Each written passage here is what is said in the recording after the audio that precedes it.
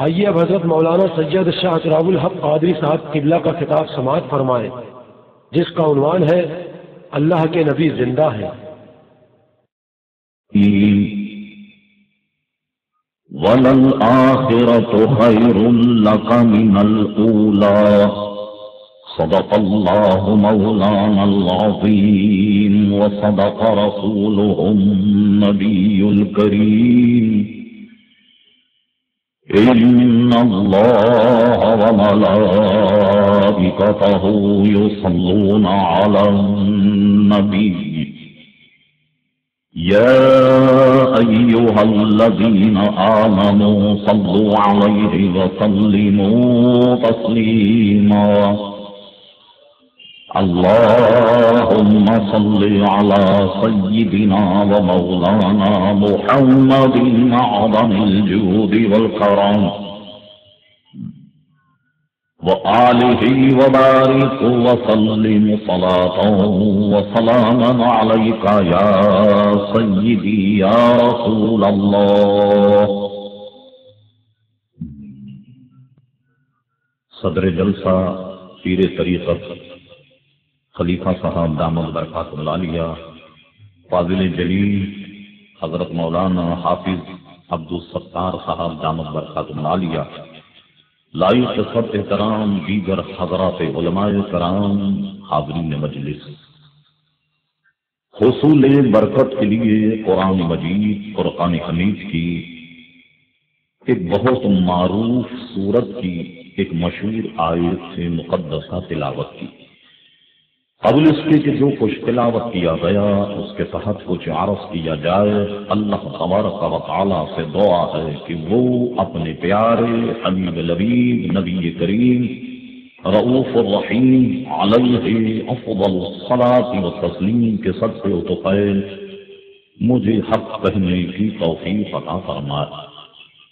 ہم تمام مسلمانوں کو اللہ تبارک و تعالی حق سن کر حق کو قبول کرنے کی اور اس پر عمل کرنے کی توفیق عطا فرمائے۔ جیسا کہ آپ کے علم میں ہے کہ بزم رضا کی جانب سے آپ کے اس علاقے میں جشن میلاد النبی صلی اللہ تعالی علیہ وسلم کا یہ جلسہ منعقد ہے۔ سب سے پہلے تو رب کریم کے حضور دعا ہے جن نوجوانوں نے اپنے پیارے مصطفیٰ صلی اللہ تعالی علیہ وسلم کی اس محفل کو سجایا، مرقع کیا، رب کریم ان تمام نوجوانوں کی خدمات کو، اہل محلہ کی خدمات اور ہم سب کی شرکت کو اللہ تعالیٰ اپنے دربار میں قبول فرمائے اور اس جلسے اس نشست کو ہم سب کے لیے نجات اخروی کا سبب بنائے۔ محترم حضرات، آپ جانتے ہیں کہ جب ربیع الاول شریف، ربیع النور شریف کا مہینہ جب آتا، ویسے تو بالعموم سال ہر سال محفل میلاد کے جلسے منعقد ہوتے ہیں، مگر بطور خاص اس مہینے میں تمام عالم اسلام میں حضور صلی اللہ تعالی علیہ وسلم کا جشن ولادت بڑے ہی احتشام، انصرام اور اہتمام، انتظام سے منایا جاتا۔ سو یہ آج کا یہ جلسہ بھی اسی سلسلے کی ایک کڑی ہے۔ میں نے آج مناسب سمجھا کہ نبی کریم صلی اللہ تعالی علیہ وسلم کی ذات سے متعلق ایک جملہ بڑا مشہور ہے، حیات النبی صلی اللہ علیہ وسلم، اس پر آج کچھ کلام کیا جائے۔ محترم حضرات، ذہن میں رکھیے مسئلہ کیا ہے۔ حضور صلی اللہ تعالی علیہ وسلم پر موت طاری ہوئی، آپ کا وصال ہوا، روح آپ کے بدن سے نکلی اور حضور صلی اللہ تعالی علیہ وسلم بظاہر اس دنیا سے تشریف لے گئے، لیکن اس کے باوجود بھی حضور علیہ الصلوۃ والسلام بھی نہیں، تمام انبیاء کرام علیہ الصلوۃ والسلام اپنی قبروں میں نہ صرف کے زندہ ہیں بلکہ اللہ تبارک و تعالیٰ کی عبادت کرتے ہیں، یہاں تک کہ نمازیں بھی ادا کرتے ہیں۔ یہ اہل سنت و جماعت کا عقیدہ، اور اس عقیدے کو ہم حیات النبی کا نام دیتے ہیں۔ سب سے پہلے کوئی ابتدائی گفتگو ہو جائے کہ ذہن میں یہ بات راسخ ہو جائے، اور اس کے بعد ہم انشاءاللہ گفتگو کرتے ہیں۔ خوب ذہن میں رکھے کہ قانون موت سب کے لیے، شہید کو بھی موت آتی ہے، عام آدمی کو بھی موت آتی ہے، مومن کو بھی موت آتی ہے، انبیاء کرام علیہ الصلوۃ والسلام پر بھی موت طاری ہوتی ہے، یہاں تک کہ کفار مشرکین جو بھی آدمی اس دنیا میں ہے، بلکہ ہر جان، کل نفس ذائقۃ الموت، ہر جاندار کو موت کا مزہ چکھنا، اس سے مفر نہیں، یہ ذہن میں رکھیے گا۔ لیکن فرق کیا ہے، ہم اور آپ اگر اس دنیا سے چلے جائیں، مر جائیں، تو عالم برزخ میں ایک خاص حیات جو سب کو حاصل ہے، عام مسلمانوں کو بھی حاصل، اگر انبیاء کرام علیہ الصلوۃ والسلام بھی اسی حیات کے ساتھ وہاں زندہ ہوں جو عام آدمی، تو وجہ فرق کچھ نہیں رہے گا، پھر ہماری زندگی ان کی زندگی میں کیا فرق رہ جائے گا۔ تو عزیزان محترم، علماء اس کی تفصیل بیان کرتے ہوئے فرماتے ہیں کہ انبیاء کرام علیہ الصلوۃ والسلام پر موت طاری ہوتی ہے، اور اس آن کے بعد میں ان کی ارواح ان کے اجسام میں لوٹا دی جاتی ہے، اور وہ صرف اس جہاں کی زندگی نہیں بس کہ اس سے اعلیٰ اور ارفع زندگی اللہ تبارک و تعالی انہیں عطا فرماتا۔ اور اس کی تفصیل اعلیٰ حضرت امام اہل سنت مجدد دین و ملت پروانہ شمع رسالت عظیم البرکت عظیم المرتبت مولانا شاہ احمد رضا خان فاضل بریلوی رحمت اللہ تعالی دو مصروں میں کتنی شاندار اس کی تفصیل بیان کی ہے۔ فرماتے ہیں کہ انبیاء کو بھی اجل آنی ہے، انبیاء کو بھی اجل آنی ہے، مگر ایسی کہ فقط آنی ہے۔ اور کیجئے جو لطافت اس جملے میں ہے، انبیاء کو بھی اجل آنی ہے مگر ایسی کہ فقط آنی ہے، پھر اس آن کے بعد ان کی حیات مثل سابق وہی جسمانی، کہتے ہیں یہ ساتھ یہ وقت گزرنے کے بعد ان کی حیات جیسے وہ پہلے زندہ تھے اسی طریقے سے وہ زندہ ہیں۔ یہ عزیزان محترم ابتدائی گفتگو ابھی ہم کر رہے ہیں، اور ہم حیات النبی کے مسئلے پر ایک نئے انداز میں آج آپ سے گفتگو انشاءاللہ کریں گے۔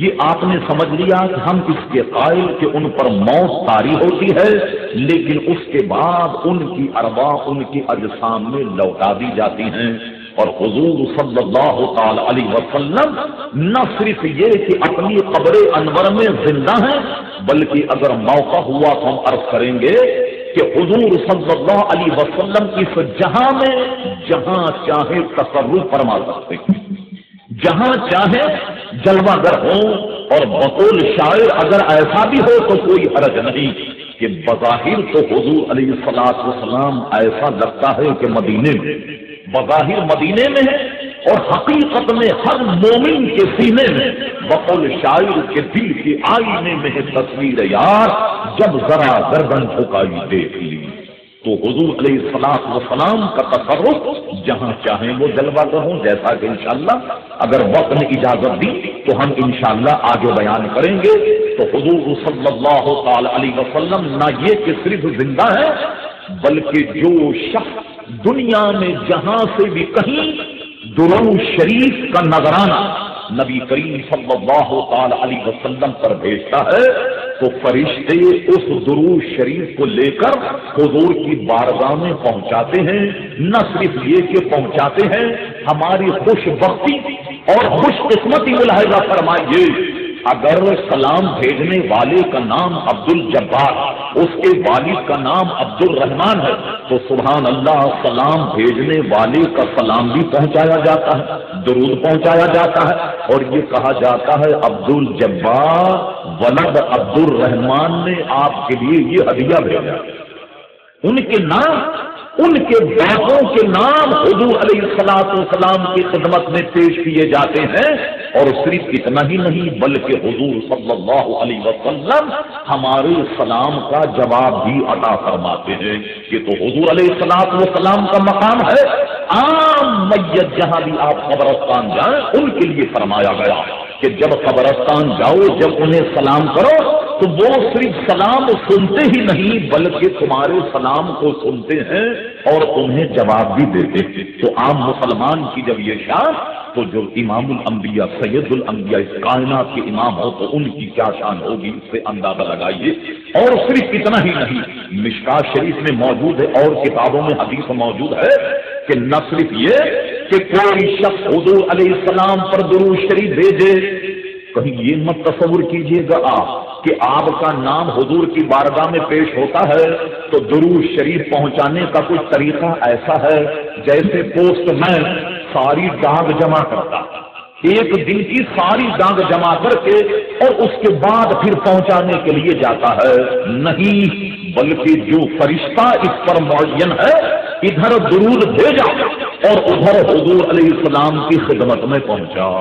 یہ کتنی خوش بختی ہم غلاموں کے لیے ہے. جو بات میں عرض کر رہا تھا وہ یہ ہے کہ کل قیامت میں مجھے بتائیے کون شخص اس کا خواہاں نہ ہوگا کہ ہمیں حضور صلی اللہ علیہ وسلم کا قرب حاصل ہو, حضور کی نزدیکی یہ حاصل ہو. ہر شخص یہ کہے گا کہ کل قیامت میں نہ کوئی مونس نہ ہمدم نہ کوئی غمخوار اور نبی کریم صلی اللہ علیہ وسلم کا اگر ہمیں قرب حاصل ہو جائے تو یہ کتنی بڑی نعمت. آپ نہیں دیکھتے اخبارات میں کہ جناب وزیر اعلیٰ کے برابر میں بیٹھا ہوا کسی کا فوٹو آ جائے تو وہ 10-15 جن اخبار لے کر کے لوگوں کو بانٹتا ہوئے دیکھا ہے. آج کچھ آپ نے خبر پڑھی بھائی آج تو وزیر اعلیٰ کے برابر میں ہم بیٹھے ہوئے اور کوئی صدر سے ملنا اور صاحب وہ تو لگے قیامت آ گئی کہ جناب وہ تو کٹنگ رکھے گا فائل میں جگہ جگہ لوگوں کو دکھائے گا کہ دیکھا آپ نے میرے صدر صاحب سے کتنے تعلقات, ان کے برابر میں بیٹھے ہوئے فوٹو چھایا ہوا وہ پھولا نہیں سمائے گا. یہ تو عام دنیا داروں کا حال.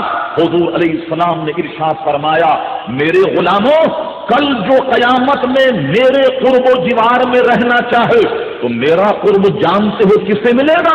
جو تم سب میں سب سے زیادہ کثرت.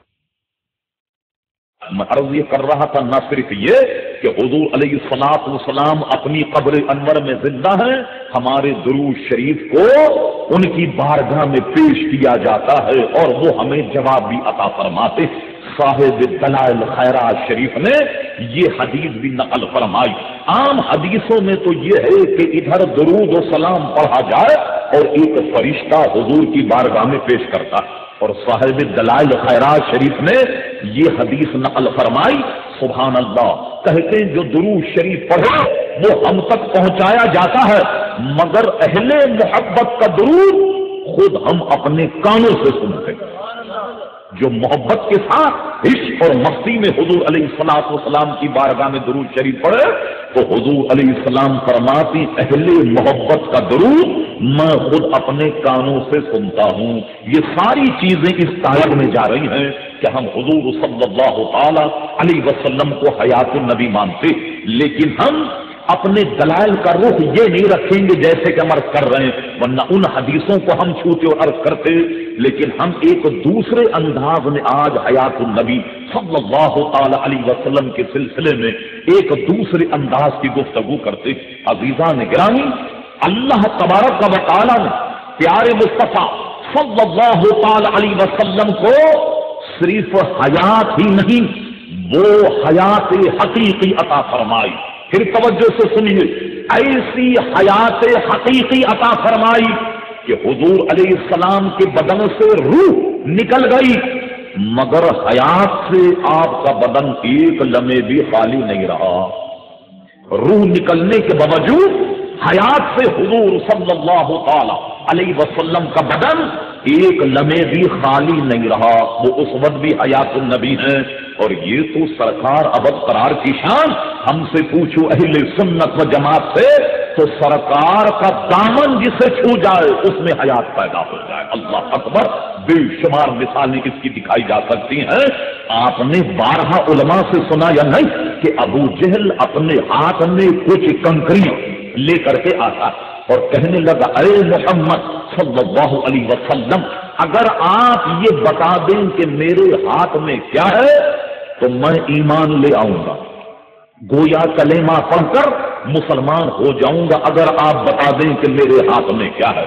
اور یہ سوال ایسا نہیں تھا آسان کہ کوئی صاحب اپنے تھیلے میں کچھ لے کر کے آئے اور اپنے دوست سے کہنے لگے اگر تم بتا دو کہ میرے تھیلے میں کیا ہے تو 12 کے 12 انڈے تم کو دے دوں گا۔ لیجیے صاحب کیا کہہ رہا کہ اگر تم بتا دو کہ میرے تھیلے میں کیا ہے تو 12 کے 12 انڈے تجھے۔ وہ دوسرا سامنے والا بھی ایسا احمق تھا، کہنے لگے میاں میرے پاس کوئی علم غیب ہے کہ میں بوجھوں کہ تمہارے تھیلے میں کیا ہے، کچھ نشانی بتاؤ کیا ہو سکتا۔ انہوں نے کہا کہ لال لال سفید سفید ہیں، یہ نشانی بتائی تو انہوں نے کہا پھر میاں تھیلا کھولو گاجر اور مولی معلوم ہو گئی۔ دیکھیے ایک تو انداز یہ ہے بتانے کا اور وہ چھپا کر لاتا کہ بتائیے میری مٹھی میں کیا ہے۔ اور اگر آپ اس حدیث پر تحقیق فرمائیں تو سنیے مقام تحقیق کیا ہے۔ سرکار نے یہ نہیں فرمایا کہ تیری مٹھی میں کنکریاں کھول، نہیں، فرمایا یہ تو کاہن بھی بتا دے، یہ تو جادوگر بھی بتا دیں، کاہن بھی بتا دیں گے تیری مٹھی میں کیا وجہ تھی۔ توجہ کیجئے گا ذرا، میں کلام مختصر اور ذرا تیز بولنے کا عادی ہوں تو سمجھنے میں آپ گویا ہوشیار رہیے گا۔ کیا مطلب تھا کہ حضور بتا دیتے کہ تیری مٹھی میں 7 کنکری ہے، مان لیتا جی آپ نبی ہیں۔ اچھا 1 برس کے بعد یہی کام کوئی اور کر کے بتا دیتا کہ بھائی مٹھی میں تیرے 7 کنکریاں، وہ کہتا ہاں 1 سال پہلے تو محمد عربی صلی اللہ علیہ وسلم نے فرمایا تھا کہ تیری مٹھی میں کنکریاں ہیں تو میں ایمان لے آیا۔ جب اس نے بھی بتایا کہ میری مٹھی میں کنکری ہے تو لگتا ہے کہ یہ دونوں نبی ہیں یا دونوں کی نبوت میں کوئی پارٹنرشپ ہے یا حصے داری ہے۔ اللہ اکبر، قربان جائیے پیارے مصطفیٰ صلی اللہ علیہ وسلم کی ارشاد کی۔ آپ نے فرمایا ابو جہل میں بتاؤں کہ تیری مٹھی میں کیا ہے؟ نہیں، میں تو یہ چاہتا ہوں کہ جو تیری مٹھی میں ہے وہ بتا دے کہ میں کیا ہوں، وہ بتائے کہ میں کیا ہوں۔ جب یہ ارشاد فرمایا اب اس کے بعد فرما کھول تیری مٹھی میں 7 کنکریاں۔ جب اس نے مٹھی کھولی، اللہ اللہ، مجھ سے پوچھو تو اس کا ترجمہ میں یوں کرتا ہوں کہ ان کنکریوں پر نظر مصطفیٰ پڑھی تو جناب کنکریوں میں جان پیدا ہو گئی، اور وہ کنکریاں کلمہ طیبہ پڑھ رہی تھیں اور پیارے مصطفیٰ کی نبوت کی گواہی دے رہی تھیں۔ اور جب اس نے کلمہ شریف پڑھتے ہوئے دیکھا تو جناب زور سے زمین پر پھینک کر چلا گیا کہ میں نہیں سمجھتا تھا کہ آپ کا جادو پتھروں پر بھی چلتا، کنکریوں پر بھی چلتا۔ ایمان نہ لانا تھا، نہ لایا۔ کہنے کا مطلب یہ تھا کہ جناب نظر نبوت کے سامنے اگر بے جان کنکریاں آ گئیں تو انہوں نے بھی کلمہ شریف پڑھنا شروع کر دیا۔ اور کون نہیں جانتا مشہور حدیث تمام حدیث کی کتابوں میں موجود ہے، اور اگر سب کو اکٹھا آپ دیکھنا چاہتے ہو تو حضرت علامہ ابو الفضل قاضی عیاض رحمت اللہ تعالی کتاب الشفا میں ان باب کی ساری حدیثوں کو ایک جگہ جمع کر دیا۔ وہ واقعہ آپ کا بارہا آپ نے سنا۔ منبر شریف بننے سے پہلے، ابھی منبر شریف پر حضور جلواگر نہ ہوتے، اس سے پہلے ایک کھجور کا سو کا تنا مسجد شریف میں لگا ہوا، اور حضور صلی اللہ علیہ وسلم اس تنے سے پشت لگا کر خطبہ فرماتے۔ توجہ کیجیے، صرف اس سے پشت لگا کر خطبہ فرما رہے۔ منبر شریف بنا کر لایا گیا، آپ نے پسند فرمایا۔ جب حضور علیہ السلام پہلی مرتبہ منبر شریف پر جلوہ گر ہوئے تو صحابہ کرام علیہم الرضوان نے ایک آواز سنی کہ کوئی رو رہا، نہایت تڑپ والی آواز، نہایت کربناک آواز، رو رہا۔ بعض صحابہ کرام نے مثالیں دی کہ وہ کیسے رو رہا ہے کیا وغیرہ وغیرہ۔ غرض یہ کہ دردناک آواز سے کسی کو روتے ہوئے دیکھا، صحابہ کرام علیہم الرضوان نہ جان پائے کہ یہ رونے کی آواز کہاں سے آ رہی ہے، مگر حضور علیہ الصلوۃ والسلام کی کانوں سے اور آپ کی نظر مبارک سے کوئی چیز اوجھل نہیں۔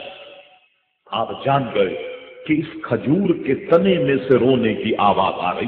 ایک روایت میں ہے کہ آپ اس کے قریب گئے اور اپنا دستے شفقت اس پر پھیرا، وہ خاموش ہو گیا. بلکہ ایک روایت میں یہ ہے کہ اسے چمٹا بھی لیا، وہ خاموش ہو گیا.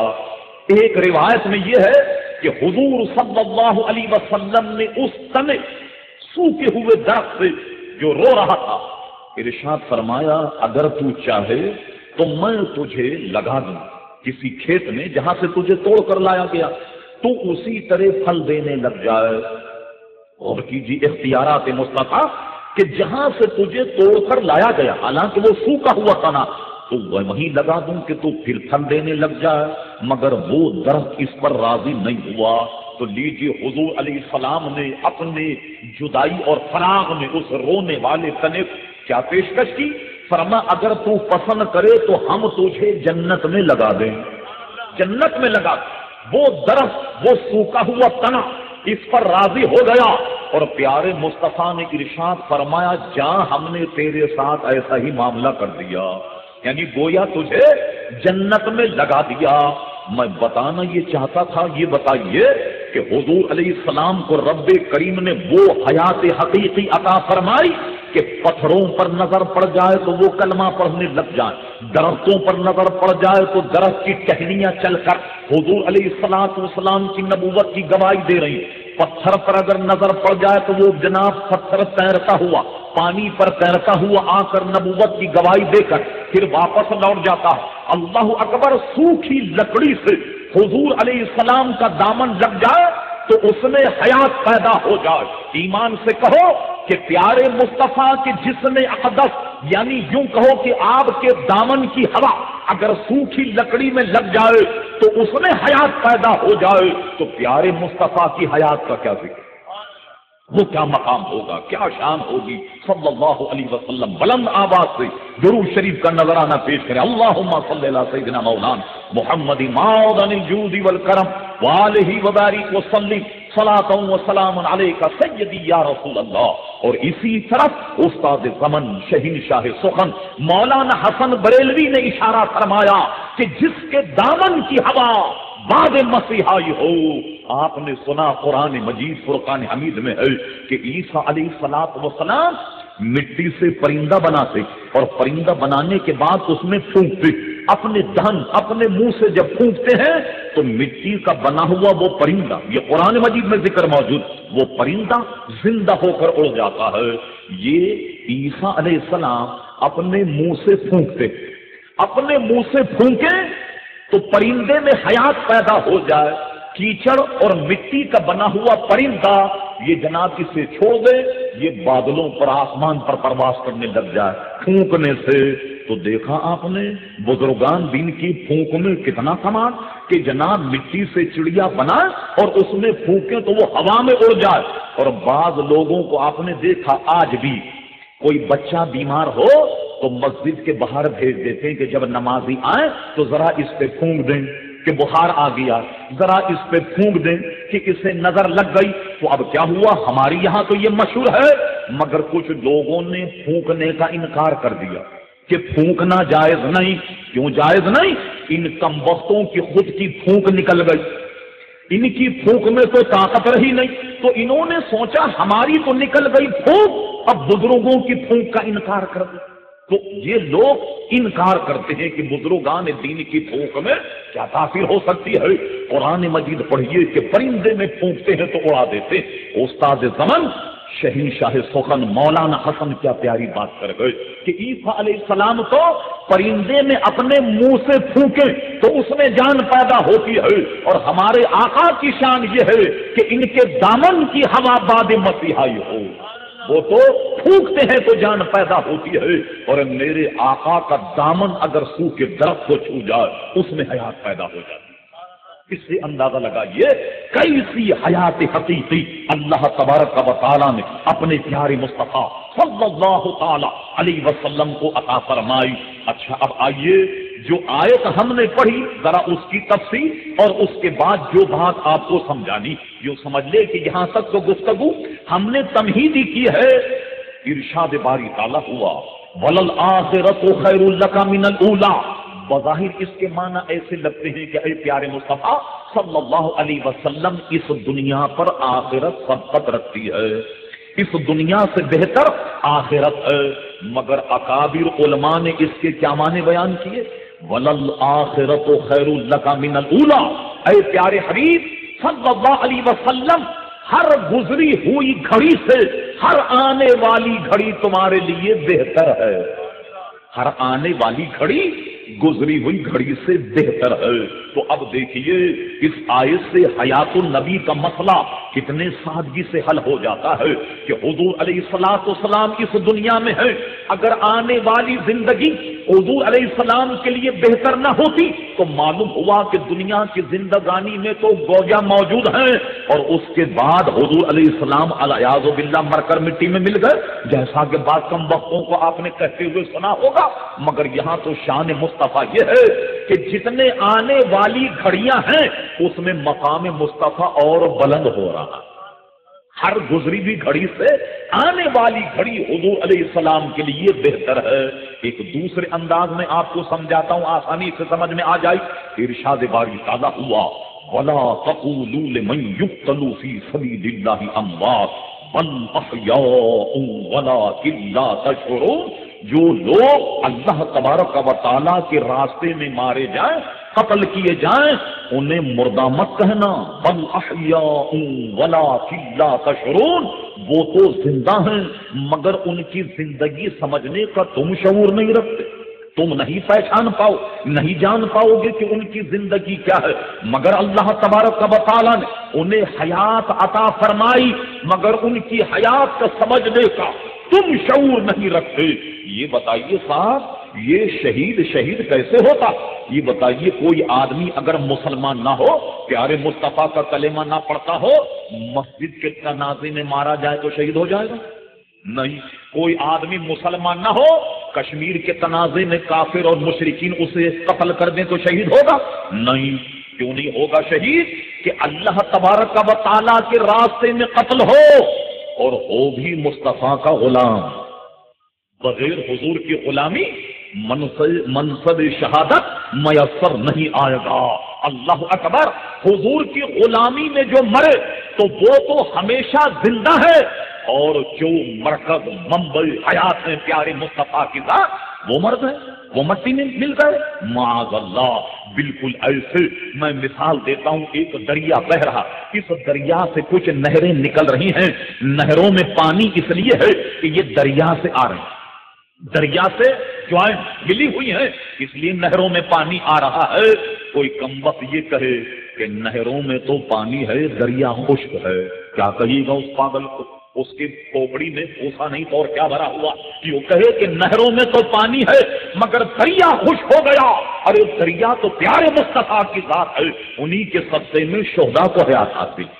شہید جو شہید ہیں یہ پیارے مصطفیٰ صلی اللہ تعالی علیہ وسلم ہی کے عزیزان گرامی صدقے میں شہید ہیں۔ اچھا، میں عرض یہ کر رہا تھا، ہم نے ایک بات ضمناً کہی جس پر گفتگو کرنی، وہ یہ کہ اللہ تبارک و تعالیٰ نے اپنے پیارے حبیب علیہ السلام کو وہ حیات عطا فرمائی کہ شروع گفتگو میں کہا روح بدن سے نکل گئی مگر حیات بدن میں موجود ہے۔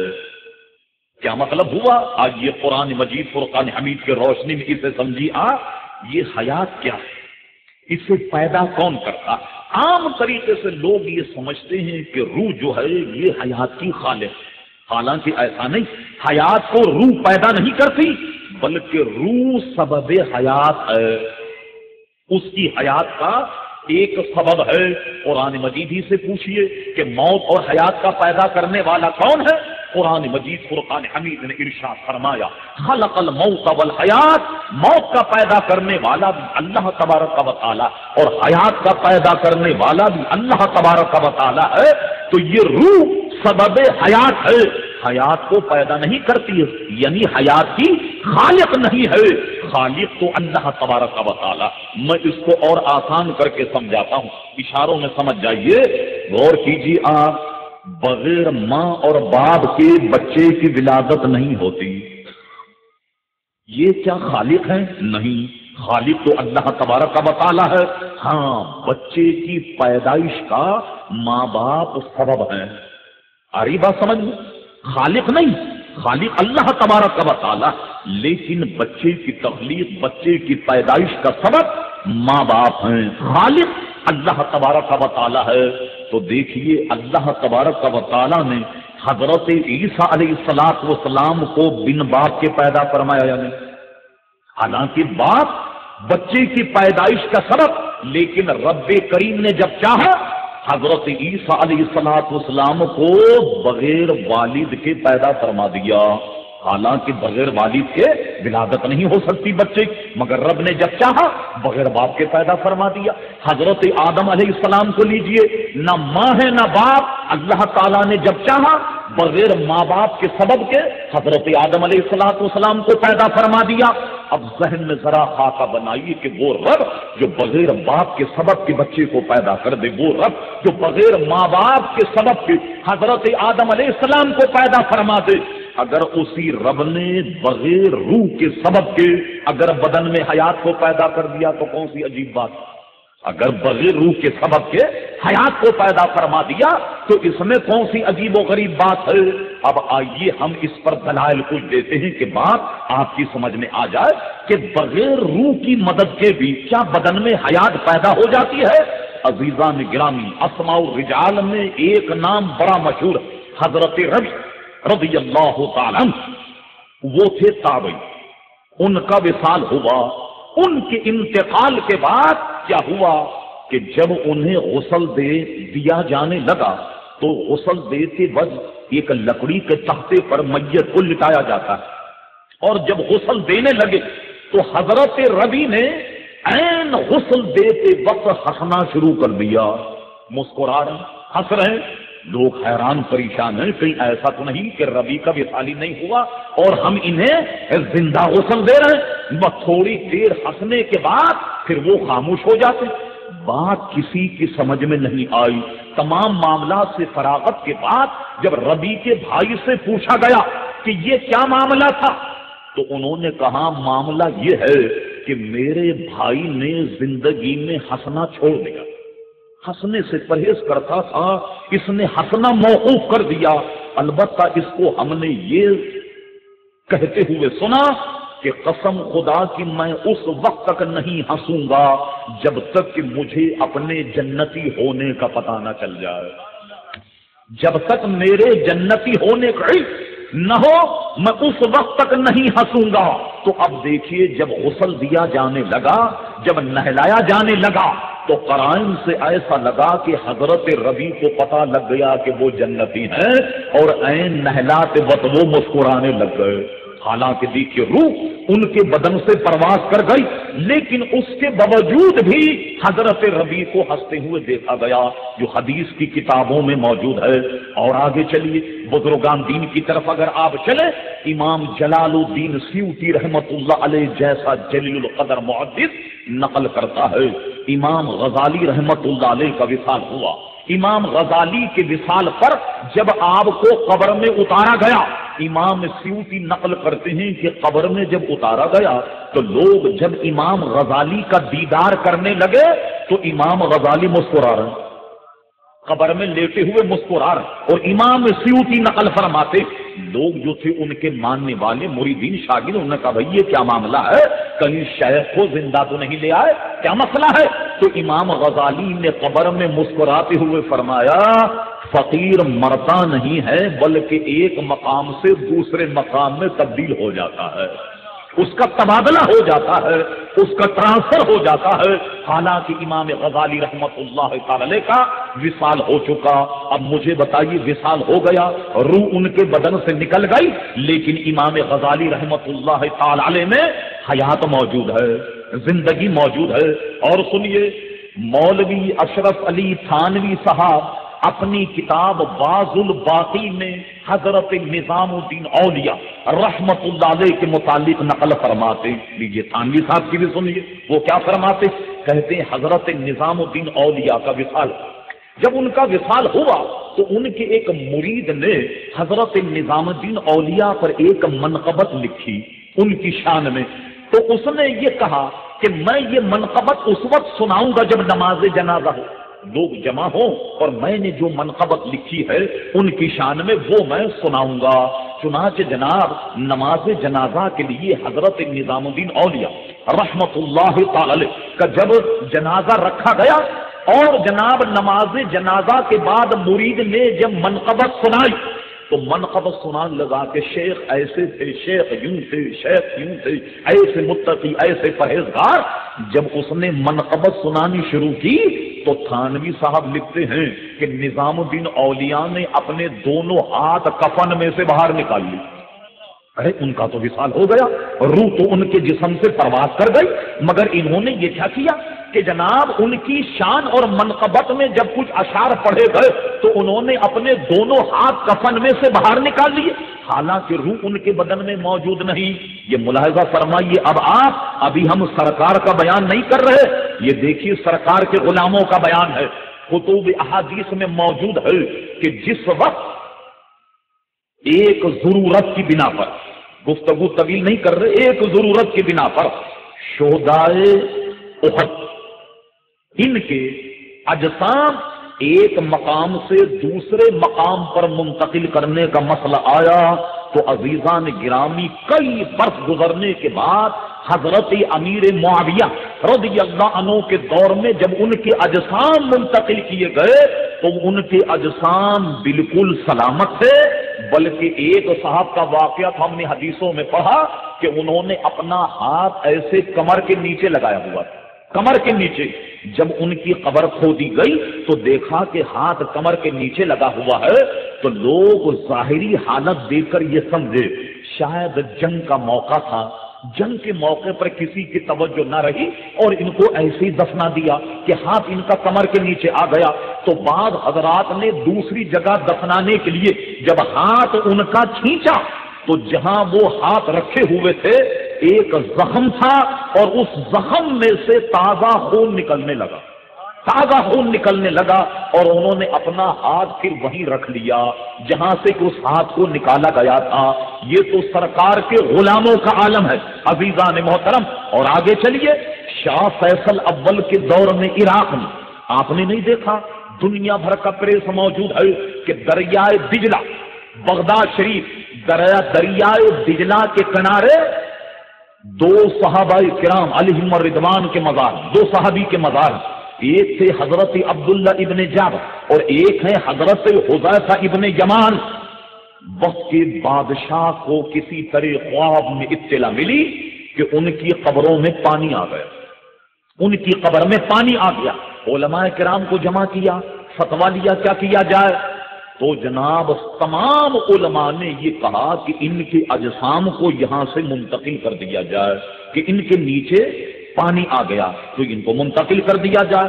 اور فرمائیے لگ بھگ 1300 برس سے زائد عرصے کے بعد جب ان کی قبریں کھود کر انہیں نکالا گیا، ارے جسم تو اپنی جگہ، کفن بھی پرانا نہیں تھا۔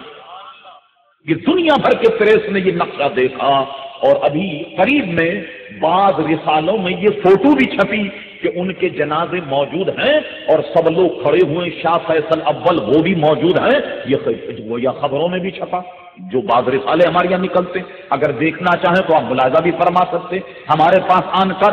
اور سنیے، اس وقت ہندوستان کے اخبار میں جو خبر شائع ہوئی وہ کیا تھی کہ ایک ان میں سفید داڑھی والے اور ایک سیاہ داڑھی والے۔ سفید داڑھی والے تھے حضرت حذیفہ ابن یمان، اس لیے کہ وہ بزرگ اور کافی عمر رسیدہ تھے، اور صرف اتنا ہی نہیں بلکہ ان کی آنکھوں میں اخبار نے لکھا کہ وہ چمک موجود تھی جو زندہ آدمی کی آنکھ میں ہوتی ہے۔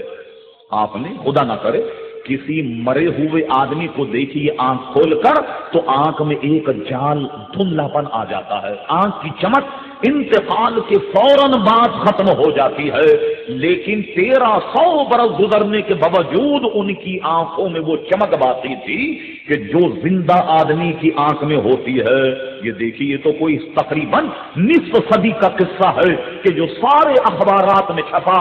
یہ ہیں غلامان مصطفیٰ صلی اللہ تعالی علیہ وسلم۔ اب اندازہ لگائیے کہ جن کے غلاموں کی یہ شان ہے تو ہم جب حیات النبی کہتے ہیں تو پیارے مصطفیٰ کی حیات کا کیا عالم ہے، اس سے اندازہ لگائیے۔ اور بخاری میں موجود اور دوسری کتابوں میں موجود ہے۔ 12 آپ نے تو ہم صرف نکات بیان کر رہے ہیں وقت بچانے۔ آپ نے علماء سے سنا کہ نبی کریم صلی اللہ علیہ وسلم شب معراج مسجد اقصی کی جانب جا رہے ہیں، مسجد اقصی کی جانب رواں دوا۔ تو کیا ہوا؟ فرماتے ہم نے حضرت موسیٰ علیہ السلام کو دیکھا کہ وہ اپنی قبر میں نماز پڑھ رہے ہیں۔ حضرت موسیٰ علیہ السلام کی طرف سے گزرے قرب و جوار سے، تو دیکھا کہ موسیٰ علیہ السلام اپنی قبر میں نماز پڑھ رہے ہیں۔ اور یہی نہیں کہ حضرت موسیٰ علیہ السلام نماز پڑھ رہے ہیں، آپ نے 12 علماء سے سنا یا نہیں کہ جب حضور علیہ السلام کی سواری مسجد اقصی پہنچی تو مسجد اقصی میں یہ تو ایک موسیٰ علیہ السلام ہے جنہیں قبر میں دیکھتے ہوئے جا رہے ہیں کہ وہ اپنی قبر میں نماز پڑھ رہے ہیں۔ مجھے بتائیے مسجد اقصی میں یہ سما تھا یا نہیں کہ جتنے بھی انبیاء کرام علیہ الصلوۃ والسلام اس دنیا میں حضور علیہ السلام سے پہلے ہو کے گئے، یہ سب کے سب مسجد اقصی میں موجود تھے، حضور کے اقتدام میں سب نے نماز پڑھی۔ اور یوں کہا جائے کہ حضور علیہ السلام کو ان کی امامت کا شرف حاصل ہوا نہیں، بلکہ یوں کہا جائے کہ تمام انبیاء کرام علیہ الصلوۃ والسلام کو حضور کا مقتدی بننے کا شرف حاصل ہوا کہ حضور نے نماز پڑھائی اور تمام انبیاء کرام علیہ الصلوۃ والسلام نے عزیزان گرامی حضور علیہ السلام کے پیچھے نماز پڑھی۔ حالانکہ یہ تو سارے انبیاء کرام علیہ الصلوۃ والسلام اس دنیا میں ہو کر چلے گئے اور اکثریت میں اس دنیا میں ان کا وصال ہوا، وہ اپنی قبر انور میں رکھے گئے۔ اور دیکھیے اس کے باوجود حضور علیہ الصلوۃ والسلام کے پیچھے سب نے نماز پڑھی ہے یا نہیں؟ اور سنیے، اب اندازہ لگائیے کہ جن کے غلاموں کی یہ شان ہے، تو ہم جب حیات النبی کہتے ہیں تو پیارے مصطفیٰ کی حیات کا کیا عالم ہے، اس سے اندازہ لگائیے۔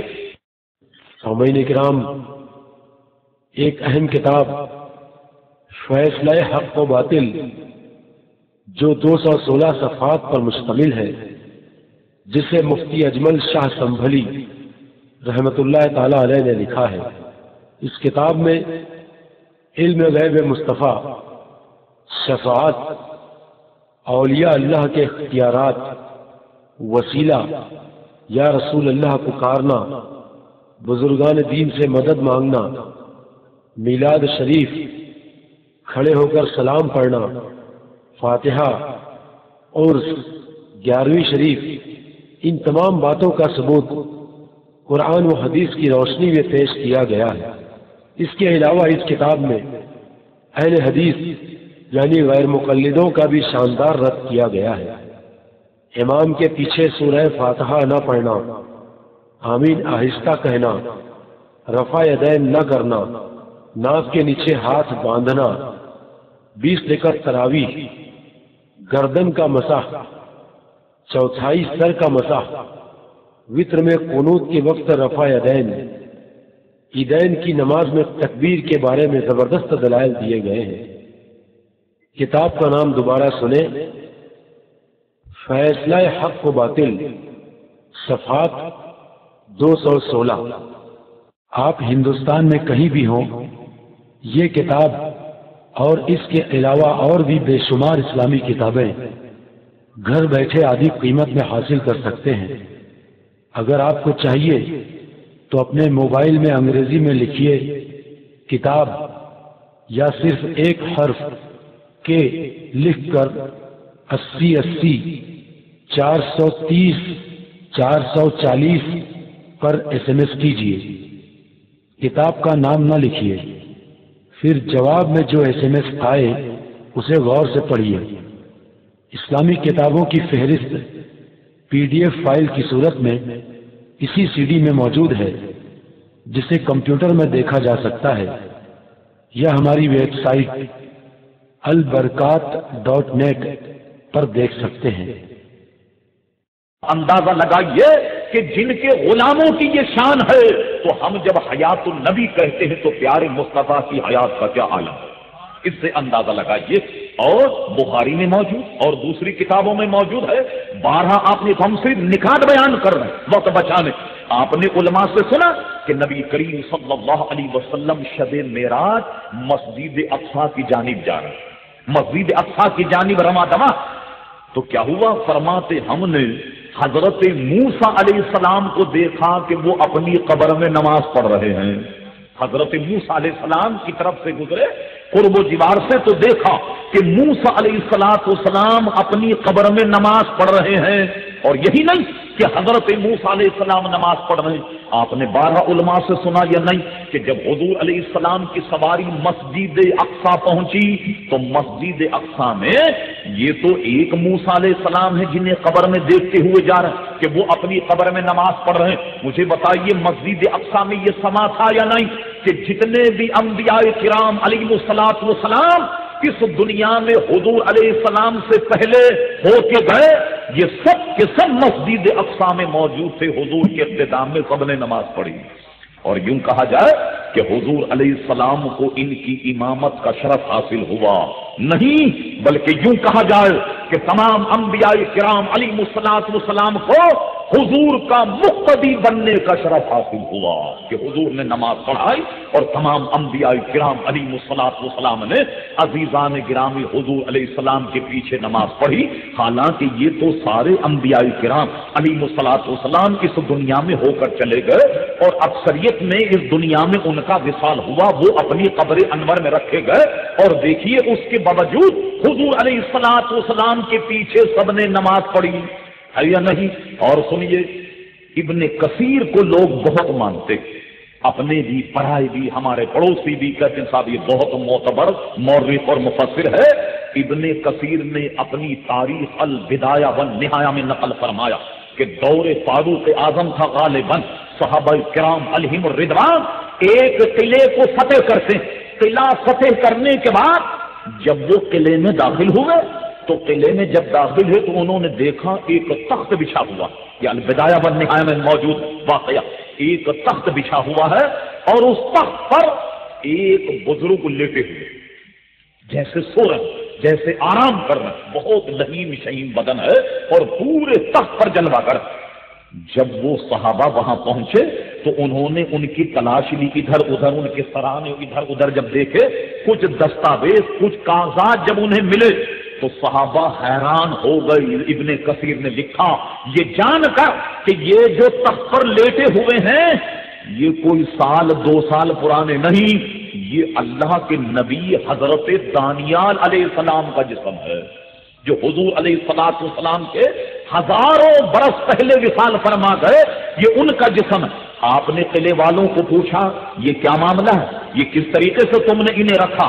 انہوں نے کہا یہ ہمارے خاندان در خاندان سے چلا آ رہا ہے اور ہم کام یہ کرتے کہ جب ہمیں بارش کی ضرورت محسوس ہوتی تو ہم یہ تخت جب باہر لے کر آتے اور جیسی آسمان کے نیچے ان کے جسم کو رکھتے تو آسمان سے بارش ہو جاتی. تو اب وہ کون ہے؟ حضرت دانیال علیہ السلام ہزاروں برس پہلے حضور کے وصال فرما گئے. اب کیا ہوا؟ صحابہ کرام علیہم الرضوان نے ابن کثیر نے لکھا کہ 13 قبریں کھودی، 13 قبریں کھودنے کے بعد ایک قبر میں حضرت دانیال علیہ السلام کو رکھا اور باقی قبروں کو یوں ہی بناوٹی طور پر بند کر دیا تاکہ کسی کو یہ پتہ نہ ہو کہ کس قبر میں حضرت جلوہ گر ہیں. اور ابن کثیر نے کیا پیاری حدیث اسی صفحے کے پیچھے نقل کی ہے، ایمان تازہ ہو جائے. حضرت دانیال کا واقعہ نقل کر کے ابن کثیر نے یہ حدیث نقل کی کہ حضرت دانیال علیہ السلام نے اپنی زندگی میں اپنے رب سے یہ دعا کی تھی کہ اے اللہ تبارک و تعالی میرا جب وصال ہو تو میری تدفین تیرے آخری نبی کی امتی کریں. یہ دعا کی تھی اللہ تبارک و تعالیٰ کے حضور کہ تیرا جو آخری نبی آئے گا ان کے صحابہ اور ان کے ساتھی میری تدفین کریں. تو ابن کثیر نے یہ تاثر دیا کہ لو آج حضرت دانیال علیہ السلام کی دعا قبول ہو گئی. اچھا ابن کثیر نے جو خاص بات کہی جس کا تعلق ہمارے عنوان سے ہے کہ صحابہ نے جب جسم کو دیکھا تو وہ بیان کرتے ہیں کہ گردن کی رگیں، یہ جو گردن کی رگیں ہیں جیسے آدمی سانس لیتا ہے تو یہ پھولتی ہوئی نظر آتی، قدرے حرکت کرتی ہوئی نظر آتی ہیں. صحابہ کہتے ہم نے دیکھا دانیال علیہ السلام گویا تخت پر لیٹے ہوئے ہیں اور ان کے گردن کی رگیں ویسی حرکت کر رہی ہیں جیسے کوئی زندہ آدمی سو رہا ہو. اللہ اکبر! غور کیا آپ نے؟ انبیاء کرام علیہم الصلوۃ والسلام کا اور قرآن مجید فرقان حمید میں حضرت سلیمان علیہ السلام کا واقعہ موجود ہے، اور یہ ہم تفصیل میں نہیں جا رہے کہ ایک ایک واقعہ اس میں کم سے کم آدھ گھنٹہ لے گا، 2.5-3 گھنٹے کے بجائے کم وقت میں اپنا مضمون مکمل کرنا چاہتے ہیں۔ دیکھیے قرآن میں موجود ہے واقعہ، حضرت سلیمان علیہ السلام عمارت تعمیر فرما رہا ہے، جو مشہور ہے ہیکل سلیمان، بیت المقدس کی عمارت تعمیر ہو رہی ہے۔ حضرت سلیمان علیہ السلام کی بادشاہت، سبحان اللہ! جس وقت اللہ کے نبی حضرت سلیمان علیہ السلام دنیا میں ہے، پورے روئے زمین پر ان کی بادشاہت، کوئی وزارت نہیں، دوسری بادشاہوں کے ٹکڑیاں نہیں کہ پاکستان الگ، ہندوستان الگ، یہ الگ اور وہ الگ، نہیں، پورے روئے زمین کے حکمران تھے حضرت سلیمان علیہ السلام۔ قرآن مجید فرقان حمید سے ثابت ہوتا ہے کہ جناب نظام تو دنیا کا چھوڑیے، ہوا بھی ان کے حکم سے چلتی تھی، جہاں چاہتے اپنے تخت کو اڑا کر کے لے جاتے، یہاں تک کہ جنات ان کے تابع تھے۔ اب کیا ہوا؟ بیت المقدس بن رہا ہے، توجہ کیجیے ذرا، عمارت بن رہی، عین عمارت کے بننے کے وقت کئی سال ابھی باقی ہیں، اور اللہ کے نبی کے وصال کا وقت آ گیا، حضرت سلیمان علیہ السلام کے وصال کا وقت آ گیا، تو کیا کیا؟ اپنے ہاتھ میں آسا ہے، آسا لے کر کھڑے ہو گئے، اور ادھر فرشتے نے حضرت سلیمان علیہ السلام کی جسم سے روح کو نکالا، اور یہ اسی طریقے سے کھڑے ہوئے۔ اب کیا ہوا کہ تمام جنات لگے ہوئے، پتھر لا رہے ہیں، گارا لگا، جن جیسی مخلوق پر آیا نہیں ہوا، وہ نہیں پہچان پائے، بلکہ آپس میں بات کر رہے تھے، نہیں پتہ نہیں چکر کیا ہے، نہ کھانے کی چھٹی مل رہی، نہ پینے کی چھٹی مل رہی ہے، سب کے سب لگے ہوئے ہیں۔ اور رب کریم فرماتا ہے کہ اگر وہ غیب جانتے تو عذاب میں کیوں مبتلا ہوتے، اس کو عذاب سے تعبیر کیا۔ لگتا یہ کہ 1.5 سال کا وقت گزر گیا، اور اللہ کا نبی لاٹھی لیے کھڑا ہوا ہے، نہ ان کے کپڑوں سے پتہ لگا کہ ان کا انتقال ہو گیا، نہ چہرے سے پتہ لگا کہ ان کا انتقال ہو گیا۔ یہ شان ہے انبیاء کرام علیہ السلام کی۔ ہاں، جب بیت المقدس کی عمارت پوری تعمیر ہو گئی تو ان کے وصال کو لوگوں پر عیاں کرنا تھا کہ حضرت سلیمان علیہ السلام وصال فرما گئے، تو رب کریم نے کیا کیا؟ سبحان اللہ! وہ دیمک کو حکم دیا، دیمک کو امر آیا کہ وہ حضرت سلیمان علیہ السلام کی آسے کو کھوکھلا کریں۔ دیمک لگی، اور اس نے جب آسے کو کھوکھلا کرنا شروع کیا تو اب کیا ہوا؟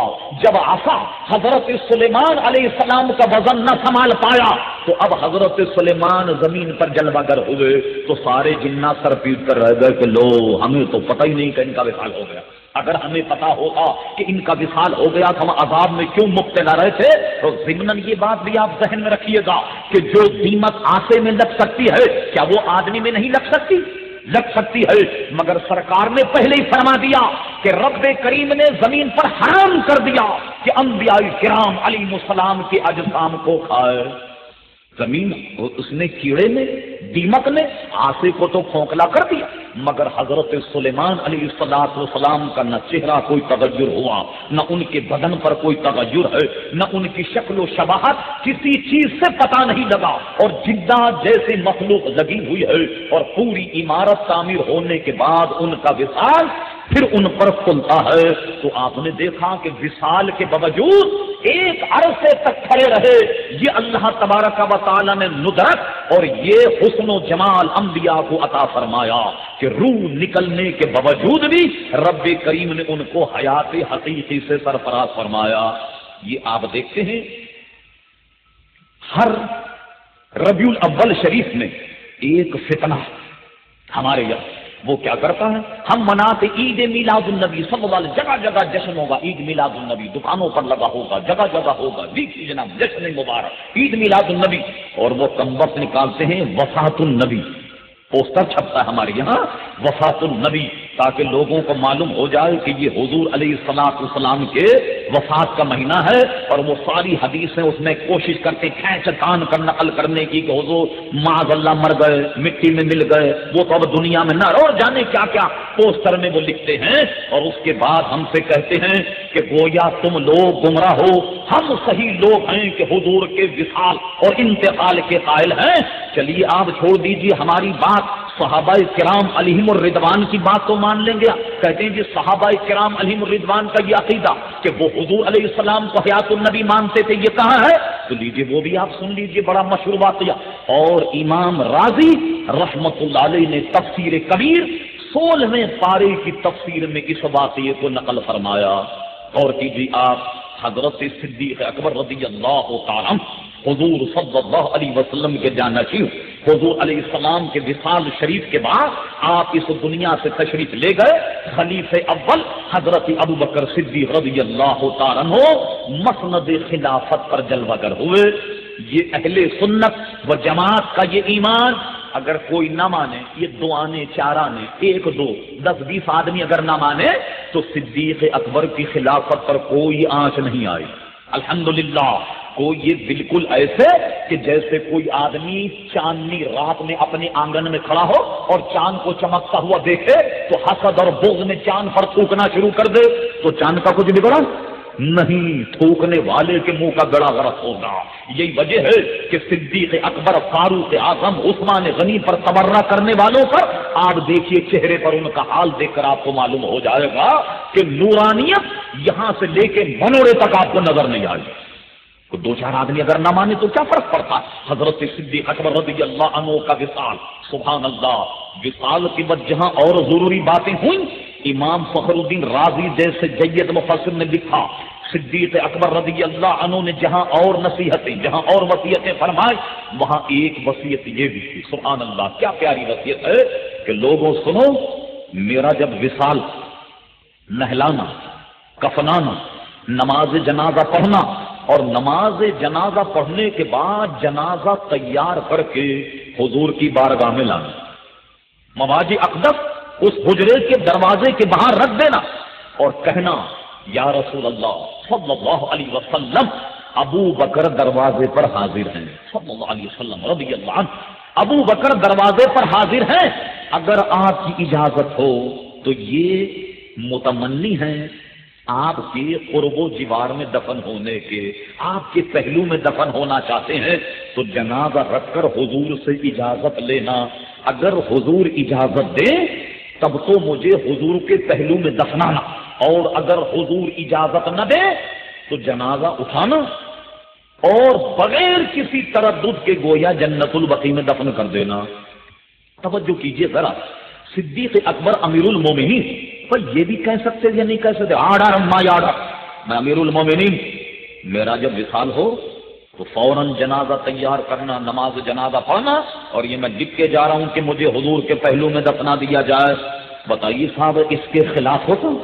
نہیں ہوتا، یقیناً ان کی وصیت پر عمل ہوتا اور حضور علیہ الصلوۃ والسلام کے پہلو میں آپ کو رکھا جاتا۔ لیکن آپ جانتے ہیں پھر کیا ہوتا؟ صدیق اکبر کے حاسدین پھر یہ کہتے دیکھا اقتدار سے ناجائز فائدہ اٹھا لیا، جو قلم ملا تھا اس قلم سے ناجائز وصیت کر گئے، ورنہ لوگ تو نہیں چاہتے تھے کہ یہاں دفن ہو، جنت البقیع میں دفن ہونا چاہیے تھا، مگر کیا کیا جائے کہ وہ تو اپنے قلم سے بحیثیت امیر المومنین آرڈر کر گئے۔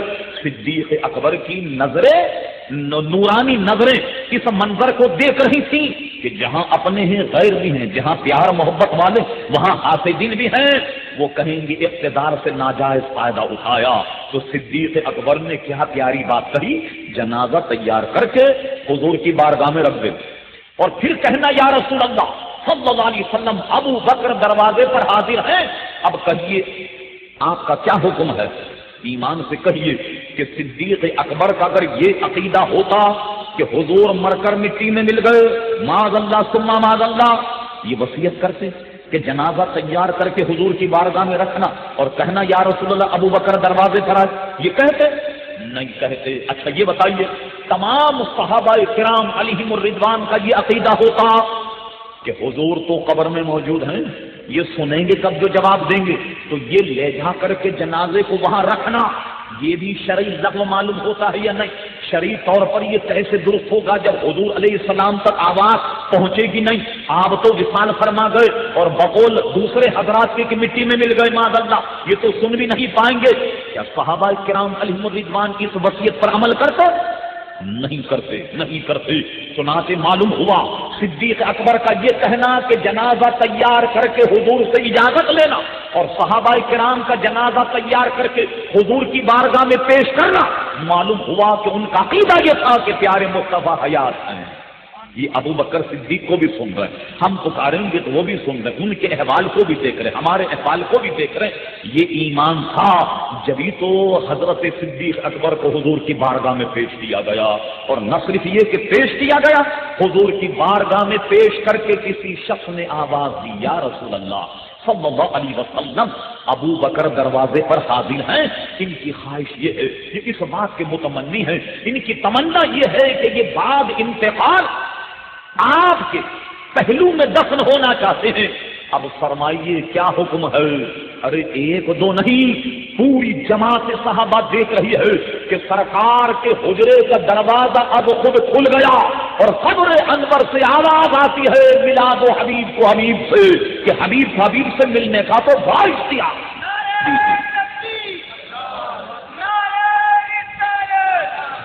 اب غور کیجیے آپ کہ حضور صلی اللہ علیہ وسلم نے ارشاد فرمایا کہ لے آؤ حبیب کو حبیب کے پاس، کہ ہم تو خود مشتاق ہیں کہ حضرت صدیق اکبر رضی اللہ عنہ ہمارے پہلو میں دفن ہو۔ اب مجھے بتائیے صحابہ کرام علیہم الرضوان کا کیا عقیدہ تھا حیات النبی کے بارے میں؟ اگرچہ سرکار اپنی قبر انور میں لیٹے ہوئے ہیں مگر ہماری صدا کو سن رہے ہیں، جیسے درود و سلام کو سن رہے ہیں ویسے ہماری ساری باتوں کو سن رہے ہیں۔ اس سے پتہ لگایا نہیں کہ حضور علیہ السلام کی حیات النبی کے عقیدے پر صحابہ کرام علیہم الرضوان کا ایمان کیا تھا؟ اور سنیے، بر صغیر کا عظیم محدث حضرت شیخ محقق شاہ عبد الحق محدث دہلوی رحمۃ اللہ تعالی تحریر فرماتے جذب القلوب الی دیار المحبوب، علامہ سمہودی نے بھی نقل فرمایا اور بھی اکابر علماء نے نقل کیا، حضور علیہ السلام کا وصال ہو تقریباً 3 دن بیت گئے، آپ کے وصال شریف کو 3 دن گزر گئے کہ آپ کے وصال کے 3 دن کے بعد ایک اعرابی، ایک دیہاتی حضور کے مزار پر انوار پر آتا۔ سنیے وہ کیا کرتا، اللہ اللہ، حضور کے مزار پر انوار پر جب حاضر آیا تو مٹی اٹھاتا، قبر انور کی خاک اٹھا کر اپنے سر میں ڈالتا اور یہ آیت پڑھتا ہے وَلَوْ أَنَّهُمْ إِذْ ظَلَمُوا أَنفُسَهُمْ جَاءُوكَ فَاسْتَغْفَرُوا اللَّهَ وَاسْتَغْفَرَ لَهُمُ الرَّسُولُ لَوَجَدُوا اللَّهَ تَوَّابًا رَحِيمًا۔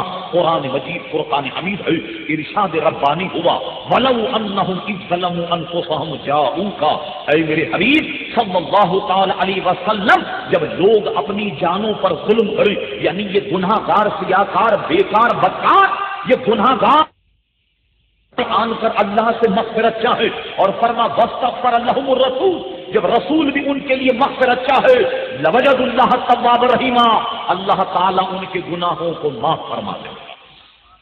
یہی وجہ اس آیت کے تحت اور دیگر احادیث کو سامنے رکھتے ہوئے ہمارے علماء فرماتے ہیں حج کرنے کے بعد حضور کے مزار پر انوار کی حاضری قریب واجب ہے، واجب کے قریب ہے، بہت ضروری ہے وہاں جانا، اور اس کا ایک انعام یہ ہے من زار قبری وجبت لہ شفاعتی، میرے وصال کے بعد جو شخص میری قبر پر آیا میری زیارت ہو تو مجھ پر واجب ہو گیا کہ کل قیامت میں اس کا شفیع بن جاؤں۔ اس سے بڑھ کر کے کیا سند ہوگی عزیزان گرامی؟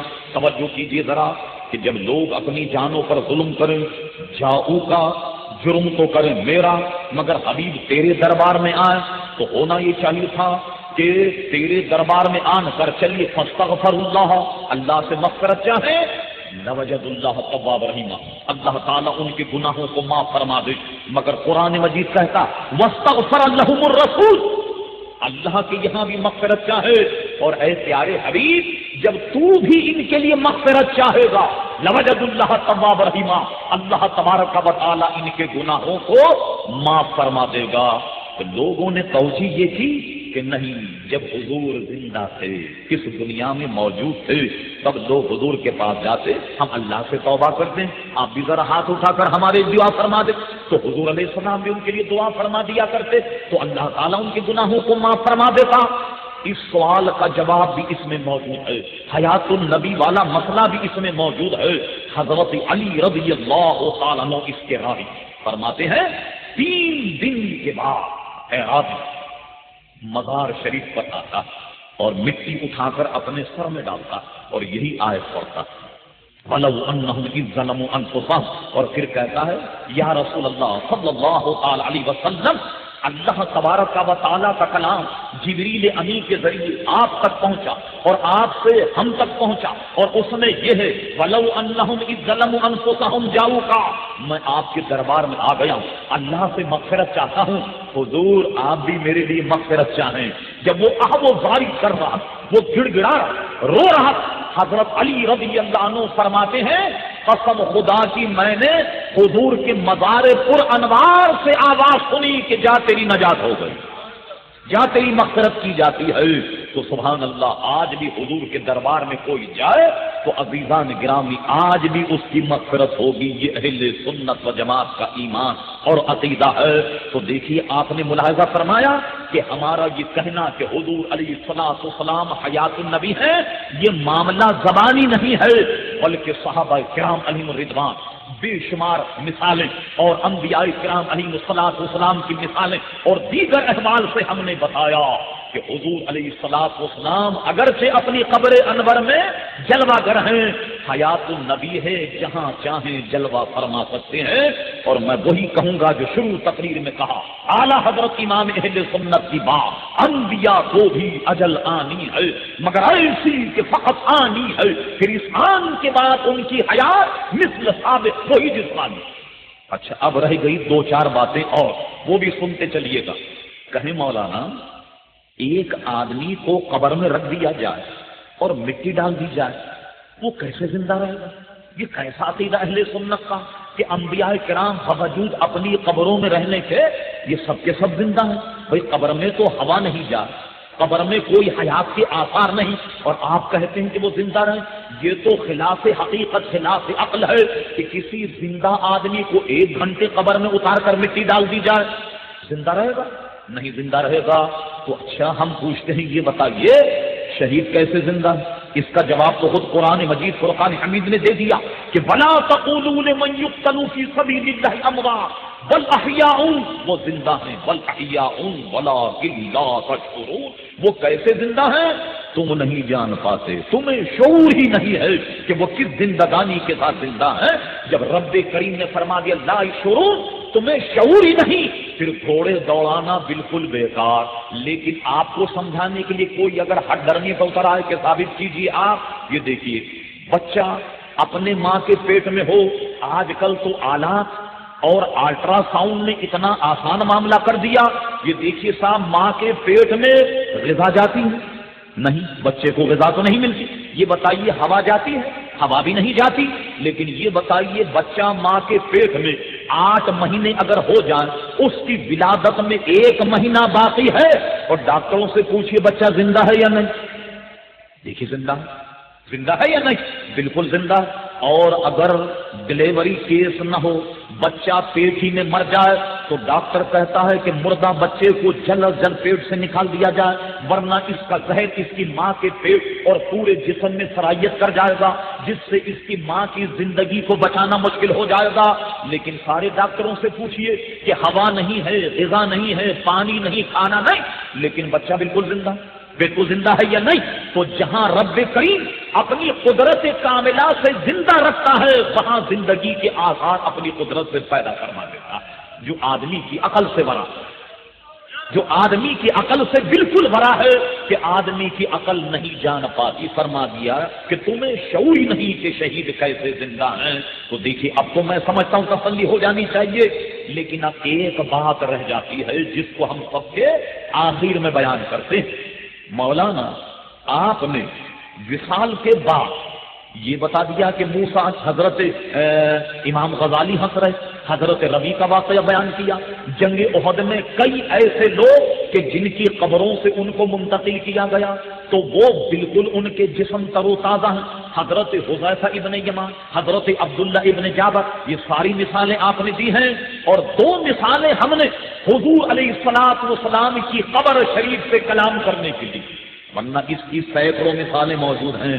اشرف علی تھانوی صاحب نے بھی لکھا، حضرت سید احمد کبیر رفاعی رحمت اللہ علیہ 555 ہجری حضور کے مزار پر انوار پر حاضر، حضور کے مزار پر انوار پر یہ انہوں نے بھی لکھا، اور کھڑے ہو کر کہتے ہیں یا رسول اللہ صلی اللہ علیہ وسلم اپنا ہاتھ بڑھائیے تاکہ میں آپ کے ہاتھ کو بوسا دوں۔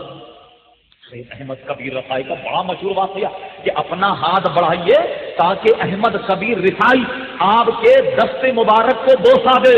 جتنے لوگ وہاں ہیں سب نے دیکھا کہ سرکار نے قبر میں سے ہاتھ بڑھایا اور سید احمد کبیر رفاعی نے ہاتھ کو بوسا دیا۔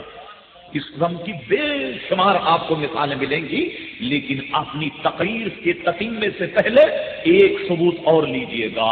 ہم نے یہ کہا کہ اللہ تبارک و تعالیٰ اس پر قادر ہے کہ بغیر روح کے سبب کے حیات کو پیدا فرما دے، تو یہی حال جناب نبی کریم صلی اللہ علیہ وسلم کا ہے کہ روح نکل گئی مگر حیات سے آپ کا بدن خالی نہیں ہے، مدعی لاکھ سے بھاری ہے گواہی تیری کے ساتھ۔ اب سنیے آخری حوالہ، حضرت علامہ شیخ محقق شاہ عبد الحق محدث دہلوی رحمۃ اللہ علیہ، بر صغیر کا عظیم محدث، کہ جن کے ذریعے سے پاکستان میں آج سند حدیث، ہندوستان میں سند حدیث ہے، دو ہی معروف سندیں ہیں ہمارے پاس حدیث کی، ایک تو شاہ ولی اللہ محدث دہلوی کی شاہ عبد العزیز محدث دہلوی سے ہوتی آئی، اور ایک ہے حضرت شیخ محقق شاہ عبد الحق محدث دہلوی رحمۃ اللہ علیہ، حضرت شیخ محقق مدارج النبوت میں اس حدیث کو نقل فرماتے، اور بھی کتب احادیث میں یہ حدیث موجود ہے۔ سرکار کیسے حیات ہیں آپ اندازہ لگائیے، اور راوی کون ہے؟ سبحان اللہ، حضور کے سگے چچازاد بھائی حضرت قسم ابن عباس رضی اللہ تعالی عنہما، حضرت عباس کے صاحبزادے، حضرت عبداللہ کے سگے بھائی، یعنی حضرت عباس کے صاحبزادے قسم ابن عباس، وہ فرماتے ہیں کہ جب نبی کریم صلی اللہ علیہ وسلم کو قبر انور میں اتارا گیا تو آپ جانتے ہیں کئی دفعے آپ قبرستان گئے، جب میت کو قبر میں اتارا جائے تو ایک آدمی قبر میں رہتا ہے، وہ کیا کرتا ہے؟ میت کا یہ بند اس کو ڈھیلا کرتا ہے، سرہانے کا بند کھول کر جتنے اجزاء ہیں کفن میں سے چہرے کو نکال کر ان کے چہرے کا دیدار کراتا، کسی بھی میت کہ بھائی اب ان کو دفنایا جا رہا ہے اور آخری مرتبے اس کا دیدار کر لیا جائے۔ جہاں بھی آپ گئے آپ نے دیکھا یہ طریقہ ہے کہ اس کے جتنے بھی قریب والے لوگ ہیں اس کو میت کا دیدار کرایا جاتا ہے۔ پھر جو وہ آخری آدمی وہ کیا کرتا ہے؟ جب دیکھتا ہے کہ سب نے دیدار کر لیا اب وہ کفن ڈھک کر اور اوپر نکل آتا ہے، پھر قبر بند کر دی جاتی۔ حضور کو جب مزار پر انوار میں اتارا گیا تو یہ خدمت کس کے سپرد تھی؟ حضرت قسم ابن عباس رضی اللہ عنہ، مدارج نبوت ملاحظہ فرمائی، حضرت قسم ابن عباس کہتے کہ جب حضور کو قبر انور میں اتارا لوگوں نے دیدار کیا جتنا ممکن تھا، دیدار کرنے کے بعد اب وہ وقت آیا کہ حضور کی قبر بند کی جائے۔ میں آخری شخص تھا کہ جس نے حضور کا سب سے آخر میں دیدار کیا، میرے بعد قبر بند کر دی گئی اور پھر کوئی بھی حضور کا دیدار نہیں کر پایا۔ کہنے لگے جب سب دیدار کر چکے، میں جب محو دیدار تھا، سبحان اللہ، میں جب سرکار کا دیدار کر رہا تھا، قسم ابن عباس کہتے ہیں واللہ میں نے دیکھا کہ جب میں دیدار کر رہا تھا حضور کا وصال ہو گیا، روح آپ کے بدن سے نکل گئی، مگر میں کیا دیکھتا ہوں کہ قبر میں لیٹے ہوئے ہیں، ہونٹ مبارک ہل رہے، لبوں میں جنبش، ہونٹ مبارک ہل رہے۔ قسم ابن عباس کہتے ہیں میں نے کیا کیا، اپنے کان حضور کے لبہائے مبارک کے قریب کر دیے کہ دیکھو حضور کیا ارشاد فرما رہے، قبر میں لیٹے ہوئے کچھ ارشاد فرما رہے۔ کہتے ہیں میں نے جب اپنے کان حضور علیہ السلام کے دہن اور لبہائے مقدسہ کے قریب کیے، میں نے اپنے کانوں سے سنا کہ حضور قبر میں لیٹے ہوئے کہتے ہیں یا ربی حبلی امتی امتی، اے اللہ میری امت مجھے عطا کر دے، میری امت مجھے ہبا کر دے۔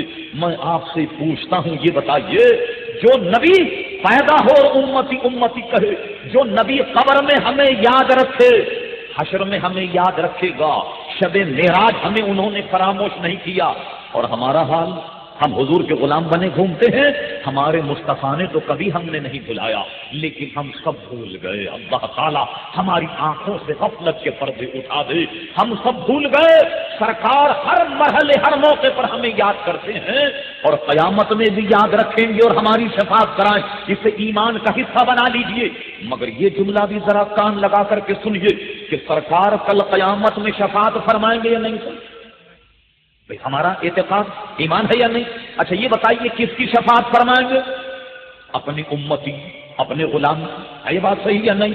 اچھا جناب اب پوچھئے سرکار کا غلام ہے کون؟ یہ بھی تو تصدیق کی جائے کہ سرکار کا غلام ہے کون۔ لیجیے کل قیامت کا سما کیا ہوگا؟ حضرت ابراہیم علیہ السلام کے ماننے والے، حضرت داؤد علیہ السلام کے چاہنے والے، حضرت آدم علیہ السلام کے غلام ہوں گے، حضرت ابراہیم علیہ السلام، حضرت ہارون، حضرت موسیٰ علیہ السلام جو تشریعی نبوت لے کر آیا ان کی امتوں کی صفیں ہوں گی، اور سرکار فرماتے میری امت کی سب سے زیادہ صفیں ہوں گی، سب سے زیادہ میرے غلاموں کی صفیں ہوں گی۔ اچھا یہ بتائیے سب کے ماننے والے کھڑے ہو گئے، شکل و صورت میں مختلف نہیں، یہ پتہ لگے کہ یہ داؤد علیہ السلام کا ماننے والا، یہ پیارے مصطفیٰ کا ماننے والا، شکلیں بھی سب ایک جیسی ہیں، معاملات سب کے ایک جیسے، آنکھ ناک سب کے ایک جیسے، اس لیے کہ جیسے وہ انسان ویسے ہم انسان۔ وہ تو کمبخت دارون تھا جو کہتا تھا کہ انسان پہلے بندر تھا، بتدریج ترقی کرتے کرتے پھر انسان بنا۔ کیا کہتا؟ پہلے انسان بندر تھا، بندر سے ترقی کرتے کرتے اب انسان بنا۔ کچھ ہمیں بھی شبہ ہوتا ہے اس کی حالتیں دیکھ کر کہ کہیں یہ بندر تو نہیں تھا، کھڑے ہو کر کے کھا رہا، کھڑے ہو کر کے پی رہا، کھڑے ہو کر کے منہ کرا۔ مولا یہ معاملہ کیا ہے؟ آدھی حرکتیں تو بندر والی کر رہا ہے، لیکن کہتے مولانا آپ کو کیا پتا، آپ تو بہت گویا پرانے لوگوں میں سے ہیں، 1400 برس کا معاملہ لانا چاہتے، یہ ترقی کا زمانہ رہنے دیجیے، کھڑے ہو کر کوئی پیشاب کر رہا تو کیا حرج ہے؟ بھئی ابھی تو کھڑے ہو کر پیشاب کر رہا، کہیں اس نے ترقی کی تو ہم تو اس لیے روک رہے کہ ایسا نہ ہو کہ کمبخت تو سیڑھی استعمال کرنے لگ جائے۔ اب تو ترقی ہو رہی تو اب تو سیڑھی لائے گا پھر پیشاب کرنے کے لیے، تو اب تو یہ اور ترقی ہوگی۔ کھڑے ہو کر کے کھا رہا، مولانا ترقی کر رہا ہے زمانہ، چلیے صاحب کھڑے ہو کر کے ترقی کرتے کرتے اب اس نے کیا کیا؟ اب ٹہل ٹہل کر کے کھائے اور ترقی کی تو کوئی عجب نہیں کہ دوڑ دوڑ کر کھائے گا، تو کوئی پلیٹ لے کر ادھر دوڑے گا، کوئی روٹی لے کے ادھر دوڑے گا، ایسا لگے گا کہ دعوت ولیمہ نہیں ہے بلکہ کوئی کبڈی کا میچ ہے۔ اگر یہ مسلمان نے ایسی ترقی شروع کر دی اپنے پیارے مصطفیٰ کی اداؤں کو چھوڑ کر تو سمجھ لیجئے گا ہلاکت نجات حضور علیہ السلام کی غلامی میں ہے۔ میں آگے نہیں جاتا، بات مختصر کرتا ہوں۔ میں یہ کہہ رہا تھا حضور شفاعت فرمائیں گے، میں یہ کہہ رہا تھا کہ حضور اپنے غلاموں کی شفاعت کریں گے، مگر کل قیامت میں پتہ کیسے چلے کون حضور کا غلام ہے؟ چلیے حضور ہی سے پوچھ لیتے کہ حضور آپ کے غلاموں کی کیا علامات، آپ کے غلاموں کی کیا پہچان ہے؟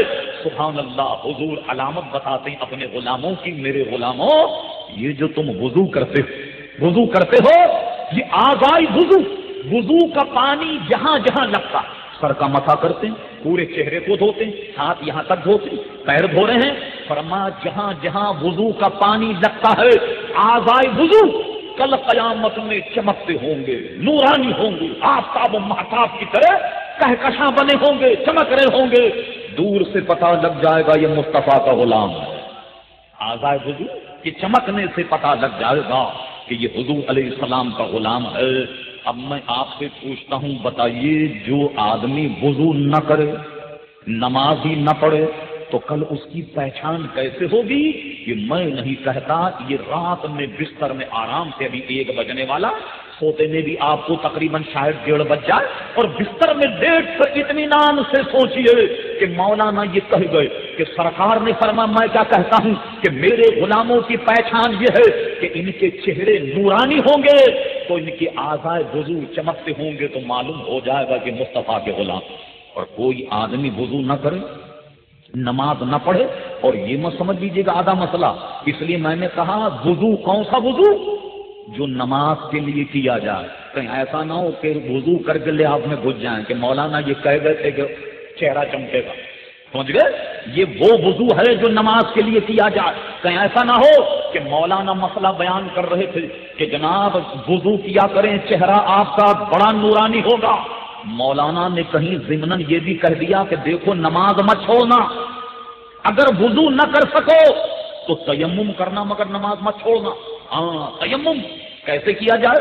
ایسے مٹی پر ہاتھ مار کر اور منہ پر ملا جائے، پھر دوبارہ مٹی پر ہاتھ مار کر ایسے تیمم کیا جائے۔ مولانا تیمم کا طریقہ بتا رہے تھے تو جناب کیا ہوا یہ کہ کسی صاحب نے مولانا کی تقریر کو آدھا سمجھ لیا، وہ گھر میں لیٹے تو سردی کا موسم تھا، صبح جب اٹھے تو سوچا کہ بھائی پانی تو بہت زیادہ ٹھنڈا ہے، مولانا یہ بھی تو کہہ گئے تھے کہ تیمم کر لیا جائے اور چہرہ آفتاب و مہتاب کی طرح چمکے گا۔ انہوں نے جب تیمم کیا دیوار سے تو ان کی بیگم نے کہیں توا رکھ دیا تھا، دیوار سے اوندھا توا سمجھتے نا جس روٹی پکائی جاتی، وہ کوئی اوندھا رکھ دیا۔ اب انہوں نے اطمینان سے اس پہ ہاتھ پھیر کر جب تیمم کیا اور اس کے بعد نماز پڑھی تو مولانا تو کہہ رہے تھے کل تمہارے چہرے چمکتے ہوں گے، وہ سمجھے بالکل ہی کل، جیسے پیر کا دن، سمجھے وہ کل ہی سمجھے۔ اب وہ نماز پڑھنے کے بعد آئے بیوی کے دربار میں، کہنے لگے بیگم رات جمشید روڈ پہ ایک مولانا آئے تھے، وہ تقریر کر رہے تھے کہ نماز پڑھا کرو چہرہ چمکے گا، تو پانی ٹھنڈا تھا، میں نے تیمم کر کے نماز پڑھی ہے، تو میرے چہرے پر کوئی نورانیت ہے یا نہیں؟ بیگم بیچاری بڑی سیدھی تھی، کہنے لگی میرے سرکار مجھے تو پتہ نہیں نور کا کلر کیسا ہوتا، اگر نور کا رنگ بلیک ہوتا ہے تو تب تو تیرے چہرے پر ماشاءاللہ بڑی گھٹائیں جا رہی ہیں، سبحان اللہ بڑا نورانی پھر تو تیرا چہرہ، اگر نور کا رنگ کالا ہوتا تو حدیث کو کہیں غلط مت سمجھ جائیے گا، میں نے یہ کہا کہ جناب وضو کیجئے تو وضو کون سا کریں؟ جو نماز کے لیے کیا جائے۔ اللہ اکبر، کیا مطلب ہوا؟ جو نمازی ہے بار بار وضو کرتا ہے، بار بار نماز پڑھتا، ساری زندگی نماز پڑھے تو کل قیامت میں سبحان اللہ غلامان مصطفیٰ کی علامت اس کے چہرے آفتاب و مہتاب کی طرح چمکیں گے، ساری امتوں میں ممتاز اور ممیز ہوگا کہ یہ پیارے مصطفیٰ کا غلام صلی اللہ علیہ وسلم، اور حضور یقیناً نجات فرمائیں گے مگر کس کی؟ جو حضور علیہ الصلوۃ والسلام کا غلام ہو۔ آج نماز کا حال جانتے ہیں کیا ہے ہمارا؟ برا مت مانیے، حق بڑا کڑوا ہوتا، 100 آدمی بیٹھے، اذان ہو جائے تو ایک دور تو تھا کہ 90-95 آدمی اٹھ کے جاتے تھے نماز پڑھنے کے لیے، اور 2-4 بیٹھے ہوئے غیرت کے پسینے میں شراب ہو رہے تھے۔